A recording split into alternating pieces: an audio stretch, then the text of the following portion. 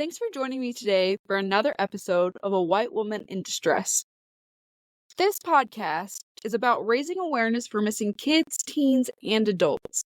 My goal is to help spread the word and find those who are missing. We need to come together as a community to help find these people. We need to stop ignoring what we see and start looking out for each other. I understand that you want to stay safe, but it's important to speak up when you notice something's wrong. If someone you loved was missing, you would want people to help. People who think, this can never happen to me. You really need to understand that it can happen to anyone. Every single day, children, mothers, fathers, brothers, sisters, aunts, uncles, etc., they all go missing. You don't have to put yourself at risk. You can always call in tips anonymously, and then if they ask your name, just tell them that you want to remain anonymous. Our goal should ultimately be to bring everyone home safely, because that's what we would want if our loved one was missing. Everyone deserves to know what happened, and families deserve closure.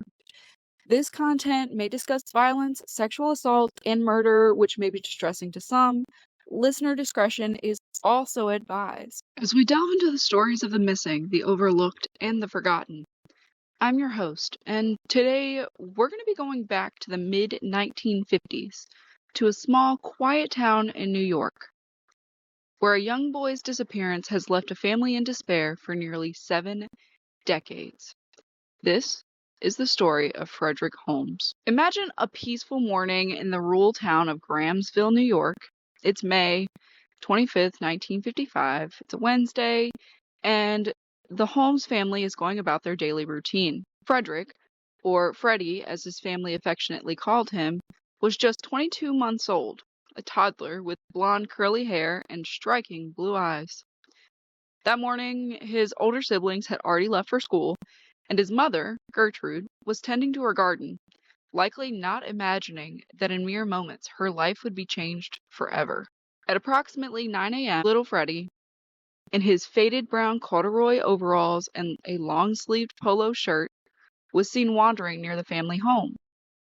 The last person to actually see Freddie was their landlord, who was a cobbler who sometimes stayed with the family. Freddie had stopped by the cobbler's shed, and they exchanged a few words.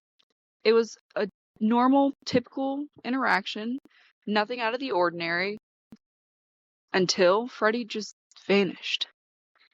An extensive search began almost immediately. Over 1,000 people, men and boys from the surrounding areas, combed through the rugged Catskill Mountains, searching every crevice, every gorge, every thicket. They tore up floorboards in the family home, drained nearby ponds, and even dug up Gertrude's garden just in case. They were desperately looking for any sign of Freddie, but the search yielded nothing. Not even a trace of his clothing, not a single clue to where he might have even gone. The police investigation initially focused on the Holmes family and their landlord. Suspicion naturally just fell on the closest people to Freddie, which would have been his parents.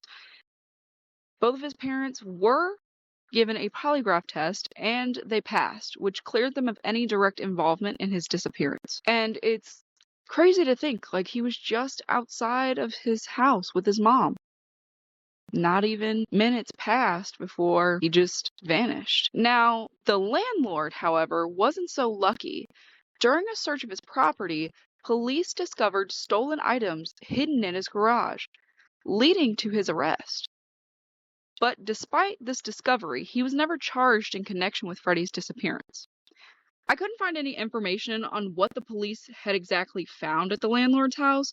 I do find it odd that he had a house and a garage, but then he would sometimes stay with his tenants, which is really weird to me, but I have my own suspicions about him, which I'm not going to talk about at this moment. Freddie's mother, Gertrude, held on to the belief that her son had just been kidnapped and sold.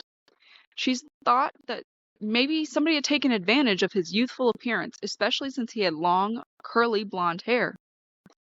Could it be that somebody just passed him off as a girl to evade detection? It's a chilling thought, but one that haunted Gertrude until her death in 1979. I'm also wondering if he was kidnapped and taken to a home for orphans and then sold to somebody as just an abandoned child, like the one that was in Tennessee. But that one had actually closed in 1950. So that is a possibility, just maybe it's not that specific one. 13 years after Freddie's disappearance, tragedy struck the Holmes family again. Fredrick Holmes, Freddie's father, was found dead in the same woods that had supposedly swallowed his son. He had taken his own life, unable to bear the grief of losing his child. The pain was too much to bear, and it drove him to the very place where his son was last seen. It's a heartbreaking story, one that underscores the devastating impacts that a missing loved one can have on a family. Despite the passing years, the mystery of Freddie Holmes' disappearance has never been forgotten by his surviving sisters, Dorothy Brown and Janet Hayes.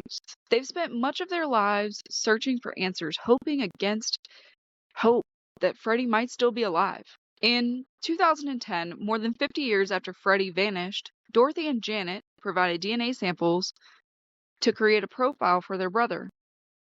This profile has been entered into the national database, like CODIS, and the National Center for Missing and Exploited Children system, where it will be regularly compared against unidentified remains and other cases. While no matches have been found yet, the fact that Freddie's profile is actively being monitored provides a glimmer of hope. The National Center for Missing and Exploited Children has taken up the case, and they've created a digital poster of Freddie, complete with his picture and story. This poster is being distributed around New York and could be sent across the country if any new leads arrives. Dorothy Brown, now in her 80s, continues to search for her brother. She often finds herself in crowded places, airports, malls, etc., just peering at the faces of strangers, looking for blue eyes and curly blonde hair that reminded her of Freddie. Quote, "I didn't want to give up," end quote, she said, reflecting on her lifelong quest to find her brother. And who could blame her, right? I mean, anyone who is in similar situations is doing the exact same thing that she's doing now. They're continuously searching for their family. The bond between siblings is strong, and the hope that Freddie might still be out there somewhere keeps her going.